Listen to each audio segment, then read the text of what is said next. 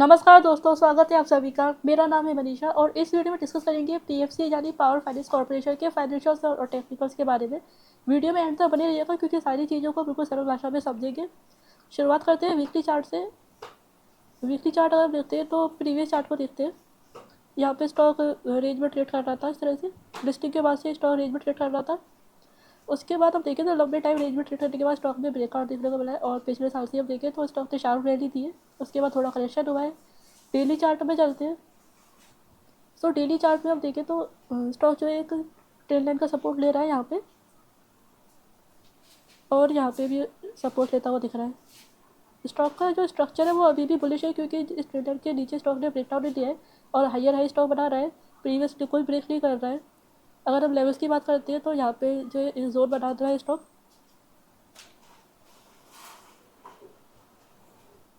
इस जोन में अगर देखें तो यहाँ पे रेजिस्टेंस लिया हुआ है, इधर रेजिस्टेंस लिया है। ये इलेक्शन के रिजल्ट का ब्रेकडाउन था, उसके बाद यहाँ पे सपोर्ट किया है और आज की डेट में हमें स्टॉक यहाँ पे सपोर्ट लेता हुआ दिख रहा है।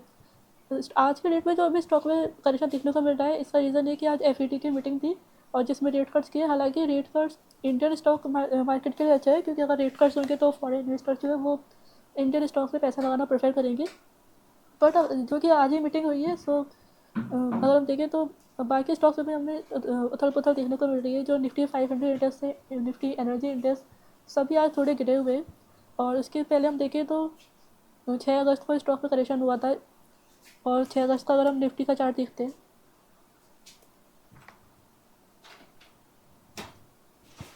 तो देखिए 5 अगस्त को निफ्टी गैप डाउन ओपन हुआ था। उसके अगले दिन भी जो है स्टॉक जो इंडेक्स है वो डाउन रहा था। उसके बाद हम देखें तो जो इंडेक्स है वो पूरा करेक्ट होकर अपने लाइफ टाइम हाई पे करेक्ट ट्रेड कर रहा है और आज ही हम देखें तो जो इंडेक्स है वो थोड़ा सा डाउन देखने को मिल रहा है। 5 अगस्त को जो निफ्टी भी डाउन हुआ था और अब पीएफसी का चार्ट देखते हैं तो 5 अगस्त को जो पीएफसी भी डाउन था। उसके बाद यहाँ पे जो सपोर्ट था, जो कि पहले रजिस्ट्रेशन का काम कर रहा था, अब सपोर्ट लेके यहाँ से स्टॉक वापस करेक्ट हो गया और उसके बाद यहाँ पे जो है स्टॉक ने सपोर्ट बनाया है और यहाँ से जो है स्टॉक वापस करेक्ट हुआ है। और यहाँ से अगर हम देखें तो अगर स्टॉक रिवर्सल लेता है तो हमारा जो टारगेट रहेगा वो 561 का जो है 559 का हमारा फर्स्ट टारगेट रहेगा। यहाँ पे रेजिस्टेंस है और इधर सपोर्ट लिया हुआ है। इसके ऊपर स्टॉक निकलता है तो ये जो ट्रेंड लाइन स्टॉक बना रहा है, जिस पैरेलल चैनल में स्टॉक चल रहा है, इसका वापस से सपोर्ट लेने आ सकता है तो यहाँ पे कहीं पे हमारा सेकंड टारगेट रहेगा। हालांकि इसका जो ब्रेकआउट हमें मिल सकता है क्योंकि हम देखें तो प्रीवियसली इस रेजिस्टेंस को स्टॉक ने ब्रेक किया हुआ है तो इस बार भी ब्रेक कर सकता है। लेकिन यहाँ पे सपोर्ट भी लिया हुआ है तो सपोर्ट यहाँ पे बनेगा रहेगा अभी भी जब तक इसको ब्रेक नहीं करता है तब तक। और अगर स्टॉक इसके नीचे निकलता है तो इस ट्रेंड लाइन के स्टॉक नीचे निकलेगा तो बेरिश सेंटीमेंट हमें देखने को मिलेगा जो कि हमारा नेट सपोर्ट रहेगा। वो यहाँ पे रहेगा 388 का हमारा नेट सपोर्ट रहेगा। यहाँ पे स्टॉक आता है तो यहाँ पे कैसा स्टॉक प्राइस सेशन देगा तब डिसाइड करेंगे। बट फिलहाल के लिए स्टॉक अगर हम देखें तो आज सपोर्ट लेता हुआ दिख रहा है। इस लेवल का भी सपोर्ट है, इस जोन का सपोर्ट है और इस ट्रेंड लाइन का भी सपोर्ट मिल रहा है। इसके ऊपर स्टॉक बुलिश कैंडल क्लोजिंग देता है तो हमें रिवर्सल देखने को मिल सकता है। अब कंपनी के फाइनेंसिंग की बात करते हैं और लार्ज कैप कंपनी है ये। लार्ज कैप स्टॉक जो है वो ज़्यादा करेक्ट नहीं होते हैं तो इसके नीचे जाना थोड़ा मुश्किल है स्टॉक के लिए क्योंकि लार्ज कैप स्टॉक है और कंपनी के फाइनेंशियल्स भी अच्छे हैं तो करेक्ट होने का कोई ज़्यादा बड़ा रीज़न देखने को मिल नहीं रहा है। मार्केट कैप 1,62,315 करोड़ का है। पी रेशो 7.8 का है। इंडस्ट्री पी 24.6 का है। वैल्यूशन अच्छी देखने को मिल रही है इंडस्ट्री पी से। आर ओ सी 9.85 का है। आर ओ सी ज़्यादा अच्छा नहीं है। आर ओ ई 21.3 का है। आर ओ ई अच्छा है और डेप्ट 8.52 का है। डेप्ट है कंपनी में बिकॉज ये कंपनी जो है फंड्स प्रोवाइड करती है तो डेप्ट की जरूरत पड़ती है कंपनी को। बुक वैल्यू जो है 1.5 की बुक वैल्यू है बुक वैल्यू भी अच्छी है। कंपनी के बिजनेस मॉडल की हम बात करें तो उससे पहले पीयर कंपेरिजन कर लेते हैं। तो पीयर कंपेरिजन में हम देखें तो स्टॉक का पी 7.53 का है तो इनका जो पी रेशियो है वो सबसे कम है। ओ पी एम 100% है बट इंटरेस्ट हटाने के बाद जो है मार्जिन ऑब्वियसली कम हो जाएगा। बुक वैल्यू 1.5 की है। बुक वैल्यू भी हमें जो काफ़ी कम देखने को मिल रही है। आर ओ ई की बात करते हैं तो 21.33 का आर ओ ई है और आर ओ सी 9.85 का है। आर ओ सी हालांकि कम है बट पीयर कंपेरिजन करें तो हमें एवरेज आर ओ सी देखने को मिल रहा है। कंपनी के बिजनेस की बात करते हैं तो कंपनी वाला जो है गवर्नमेंट सेक्टर कंपनी है। इनका जो प्रोमोटर्स है वो गवर्नमेंट है। एंड जो कंपनी है वो फंड्स प्रोवाइड करती है पावर सेक्टर में जिसमें कि थर्मल पावर, हाइड्रो पावर और अब रिन्यूएबल एनर्जी पे भी जो है कंपनी फोकस कर रही है। रिन्यूएबल एनर्जी की जो प्रोजेक्ट्स हैं उन पे भी कंपनी जो है फंड्स प्रोवाइड कर रही है, और रिन्यूएबल एनर्जी पे गवर्नमेंट का भी फोकस है। सो पॉलिसीज जो है गवर्नमेंट की वो कंपनी के फेवर में रहती है। और उसके अलावा अगर बात करें तो जो ट्रांसमिशन लाइन बिछाने की वजह से, इलेक्ट्रिसिटी डिस्ट्रीब्यूशन की वजह से, रूरल एरियाज़ में जो इलेक्ट्रिसिटी बेचना, इन सब की जो वजह से, इन सब में जो कंपनी फंड्स प्रोवाइड करती है।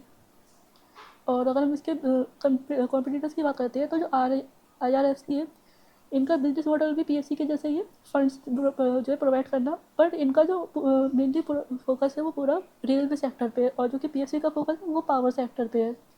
इसके अलावा जो REC है वो भी, इनका बिजनेस मॉडल भी सेम है। एंड जो PFC है वो REC की रेगुलेटरी कंपनी है। सो REC में जो स्टेक है वो पूरे PFC का स्टेक है, जो कि REC में 2019 में इन्होंने खरीद लिया था। जिसके बाद REC PSC की जो है सब्सिडी कंपनी बन रही है। हालांकि सब्सिडी कंपनी है, बट जो ये REC कंपनी है ये सेपरेटली जो है ऑपरेट करती है। तो इन दोनों कंपनीज के कंपेरिजन में वीडियो बन सकता है, अगर आप चाहें तो कमेंट कर सकते हैं।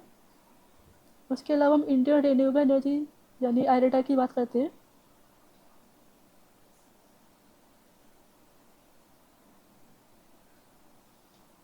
सो IREDA का जो बिजनेस है वो जो है रिन्यूएबल एनर्जी के ऊपर फोकस है मेनली, और जो PFC का बिजनेस है वो पावर सेक्टर और अब रिन्यूएबल एनर्जी पे भी कंपनी फोकस कर रही है।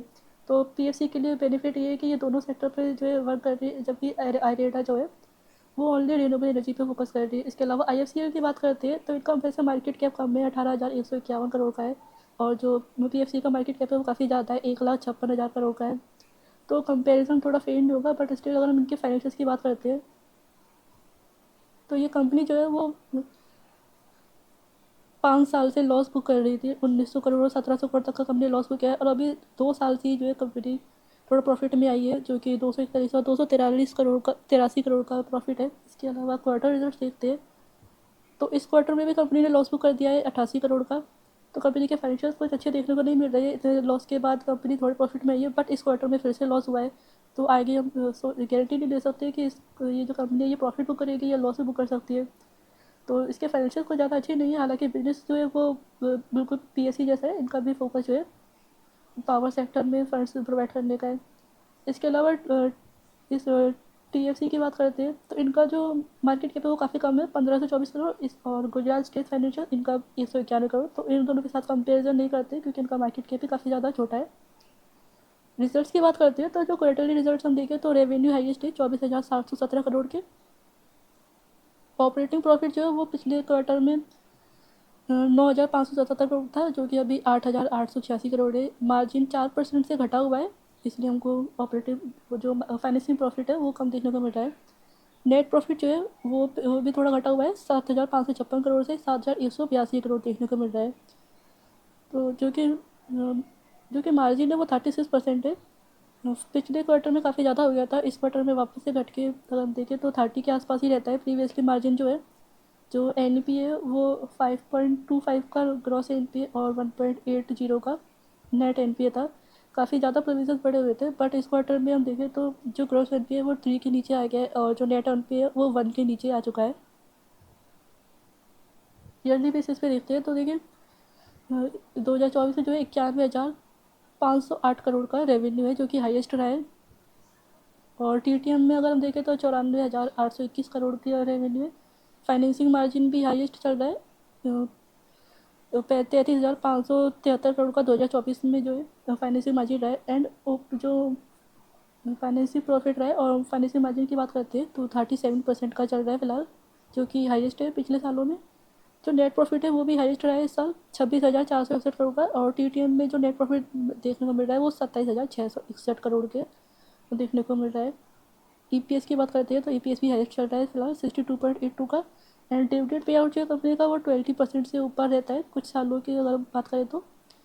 और जो last year dividend pay out रहा है वो 23% का रहा है। अभी बैलेंस शीट की बात करते हैं तो देखिए रिजर्व कंपनी के 97,847 करोड़ की हाईएस्ट है, और बोरिंग्स 8,61,961 करोड़ की है। सो फाइनेंस सेक्टर की कंपनी है, सो इनके ऊपर जो है बोरिंग्स जाता है। इसके अलावा हम बात करें तो कंपनी बॉन्ड्स भी इशू करने वाली है। गवर्नमेंट सेक्टर की कंपनी है इसलिए बॉन्ड्स इशू कर सकती है। देखिए 70 बिलियन रुपीज़ का कंपनी बॉन्ड्स इशू करने वाली है। यानी कि 7,000 करोड़ की कंपनी बॉन्ड्स इशू करेगी, कैपिटल जुटाएगी और उस कैपिटल को यूज़ करेगी बिजनेस में। तो ये एक तरह से पॉजिटिव इम्पैक्ट भी कर सकता है, नेगेटिव इम्पैक्ट भी कर सकता है।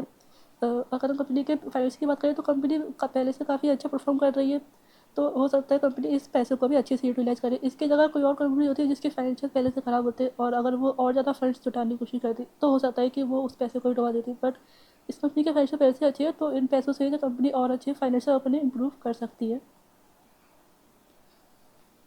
और आगे आने वाले टाइम में अगर हम देखें तो हमें और ज़्यादा नेट प्रॉफिट्स देखने को मिल सकते हैं। रेशियोज़ की बात करते हैं तो देखिए ROE 21% का है, पिछले साल 20% है, 20% के आसपास ही जो है ROE रहता है। इन्वेस्टर्स की बात करते हैं तो 55.99% प्रमोटर्स है जो कि गवर्नमेंट है। FII 17.93% है और DII जो है वो 17.04% है।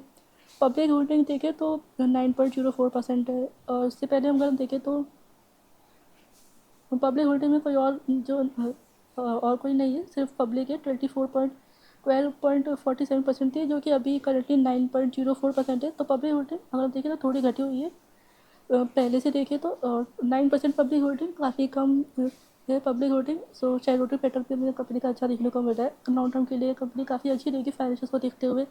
सो इस वीडियो के लिए बस इतना ही। आई होप कि आपको वीडियो अच्छा लगा होगा। अगर वीडियो अच्छा लगा है तो वीडियो को लाइक कर दीजिए और चैनल पर नए हैं तो चैनल को सब्सक्राइब कर दीजिए। किसी और क्वेश्चन, किसी और सेक्टर पे अगर आपको किसी और स्टॉक पे वीडियो चाहिए तो कमेंट जरूर कर दीजिएगा। और अगर आपको फाइनेंसिंग और इंडस्ट्रियल स्टॉक, किसी और इंडस्ट्रियल स्टॉक पे वीडियो चाहिए तो आपको जो स्क्रीन पर प्लेलिस्ट दिख रही है उसको चेकआउट कर सकते हैं। थैंक्स फॉर वॉचिंग, मिलते हैं नेक्स्ट वीडियो में।